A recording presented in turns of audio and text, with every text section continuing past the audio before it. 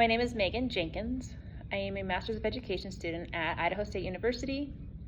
I have been teaching school for 2 years. I am retired from the United States military, where I did behavioral health and was a diesel mechanic.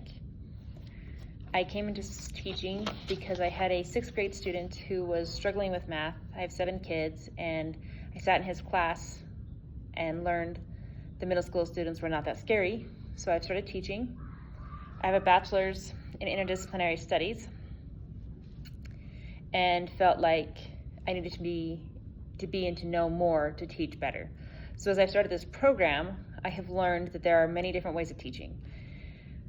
The program that I am learning from is all online, and I learned that most students do not learn that way at this age. So I teach 6th, 7th, and 8th grade, meaning students are anywhere from 11 to 14. Sometimes they're a little younger, and sometimes they're a little older. My research is titled The Impact of Inquiry-Based versus Direct Instruction on Student Engagement and Learning Outcomes in United States History. I teach United States history to 6th graders as well as career development.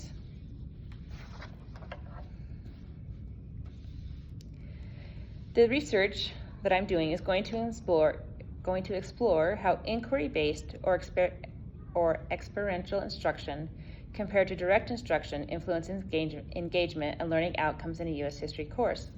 The study will measure these effects based on student engagement scores and academic performance on standardized assessments, which will be assessed 2 months after the initial examination of the material. As educational advancement and knowledge evolve, the need for instructional methods to measure up and have a lasting impact becomes more pivotal. We have a short number of years to make an actual difference on students. So we need to be able to use the methods that work. With so many different advances in technology, as you can see in my classroom, I have a TV screen where I'm able to play videos, I'm able to do interactions. We also have Chromebooks that students can use, and so it needs to matter what method of teaching we're using. And if we're teaching things if we're teaching to the test, we're not teaching for long-term development. We need to teach to the whole person. We need to teach self-efficacy. This topic of study aligns with my field of employment, teaching U.S. history, and my efforts to further my own education. My research topic also aligns with a course discussion on pedagogy and student engagement. If students are not engaged, students cannot learn. As an educator committed to fostering meaningful learning experiences, understanding the long-term effects of different instructional approaches will inform curriculum design and instructional decisions. Furthermore, the findings could have broader implications for instructional strategies in history education, helping educators make data-driven decisions that maximize student success. I also teach business development. We started business development programs for our students last year. The student body grossed $3,300. I added some of these inquiry-based learning methods to my business classes, and this year the students grossed $19,000 as a student body, and that's money that they kept from businesses they developed. And so I believe that this type of teaching has a real-world application and long-term ramifications.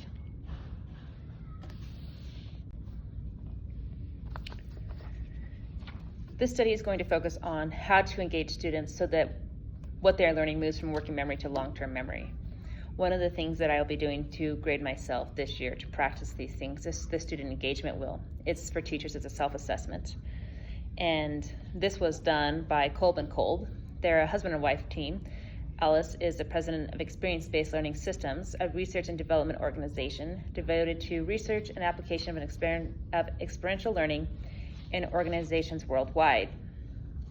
Her research focuses on creating learning spaces conducive to deep learning, led to her paper, Learning Styles and Learning Spaces, Enhancing Experiential Learning in Higher Education, published in the Academy of Management Learning and Education. David Kolb, her husband, has his PhD and is a leading scholar in the field of experiential learning.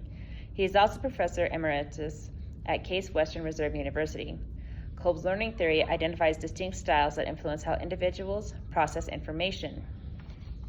Some of the methods of student assessment, or for teachers to self-assess, is choose one class period to reflect on, fill in the inner circle pie pieces if the corresponding statement was true. Count the total number of pie pieces filled in to determine your student's engagement level. So different options are a student taught, explained something to the class, a partner, or a small group.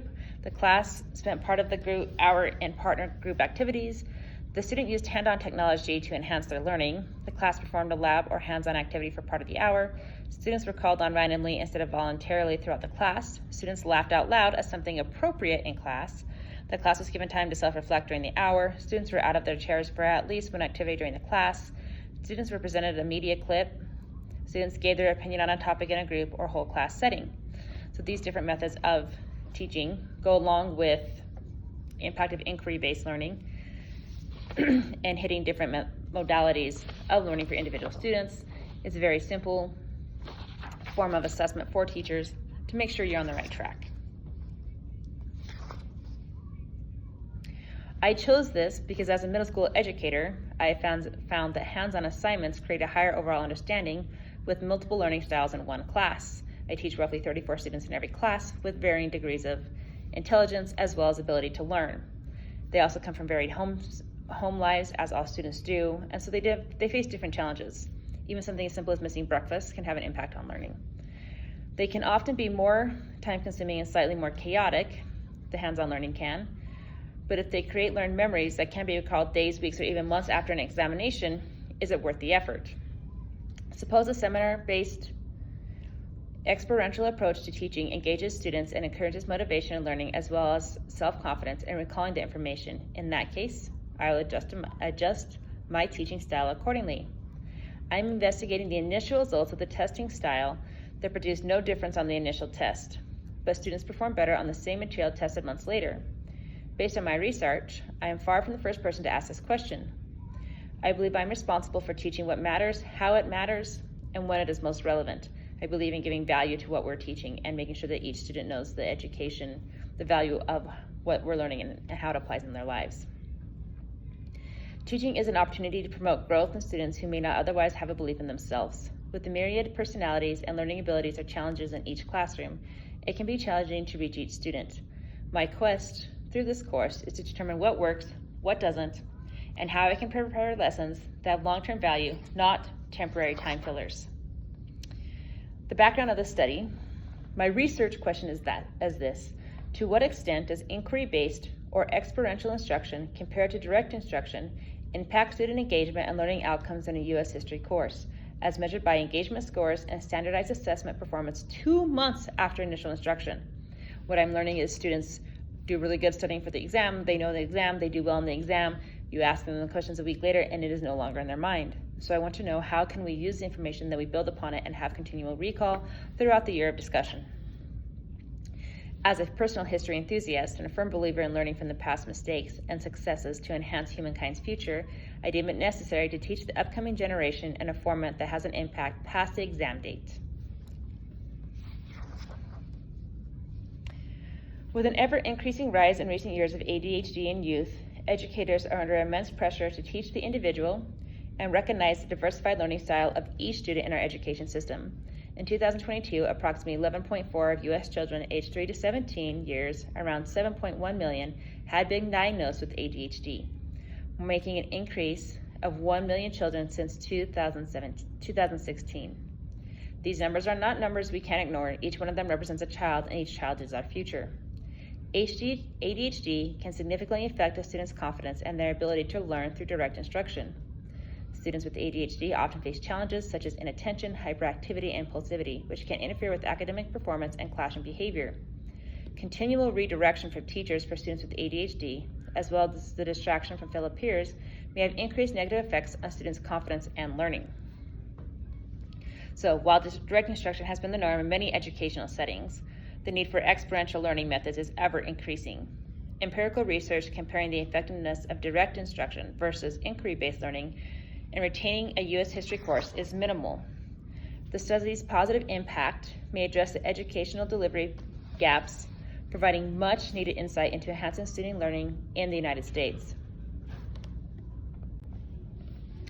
The purpose of this study is to examine the extent to which inquiry-based or experiential instruction compared to direct instruction affects student engagement and learning outcomes in a 6th grade U.S. history course, specifically at the school I teach at, the Academy, in Chubbuck, Idaho. By assessing student engagement levels and standardized academic performance 2 months after initial instruction, the study aims to determine which approach yields greater retention and engagement. The findings will contribute to the ongoing discourse on best practices in history education and provide educators with data-driven guidance on sustainable instructional methods. We have to avoid teacher burnout as well as keep students engaged in learning. The following research questions will guide my study. To what extent does inquiry-based or experiential instruction impact student engagement compared to direct instruction in a 6th grade U.S. history course? How do students' standardized assessment scores differ between those taught using inquiry-based experiential instruction and those taught using direct instruction methods? What are students' perceptions of engagement and learning effectiveness in both instructional approaches? We have to be able to overcome the challenges students come to school with. Many of them are coming from split households, many of them are coming from financial challenges, and our classrooms need to not stifle engagement.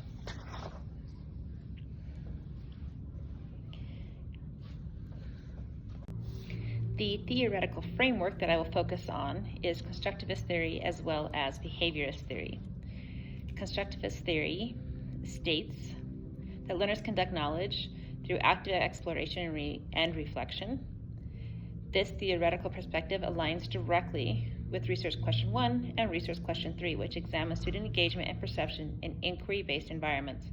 Constructivism supports the idea that engagement increases when students are active participants in their own learning through discovery, collaboration, and hands-on experience.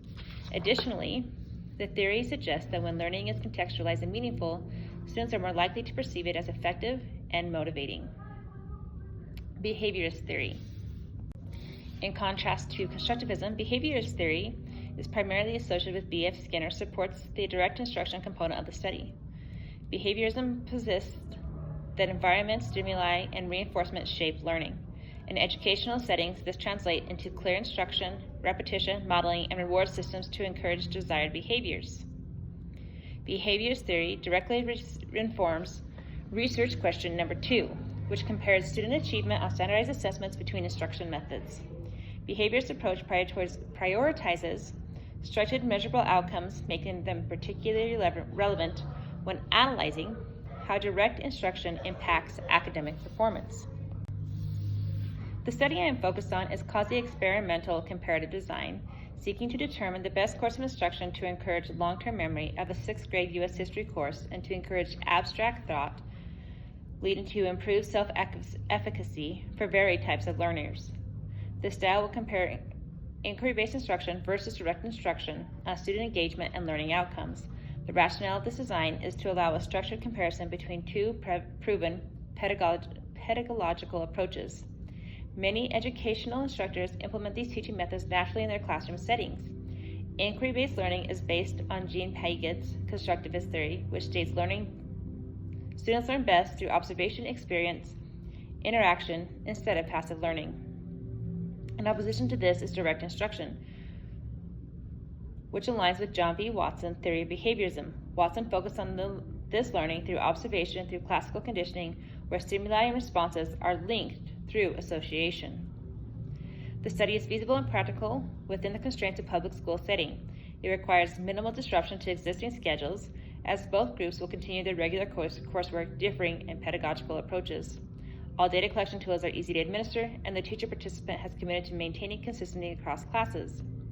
Using multiple data sources, test, survey, observations, and reflections enhances the reliability and validity of findings and allows for triangulation of results. The methodology is aligned with the research question and provides a structured plan for understanding the relationship between instructional method and student engagement and learning U.S. history. The study will be submitted for approval by the relevant institutional review board or school district research oversight body before implementation. Students will be randomly selected into 2 random classes. Each class size will be roughly 34, anywhere from 32 to 34. They will be selected by administration, and so every student has the same opportunity to be in either the control group or the experimental group. And I believe that wraps us up. Thank you.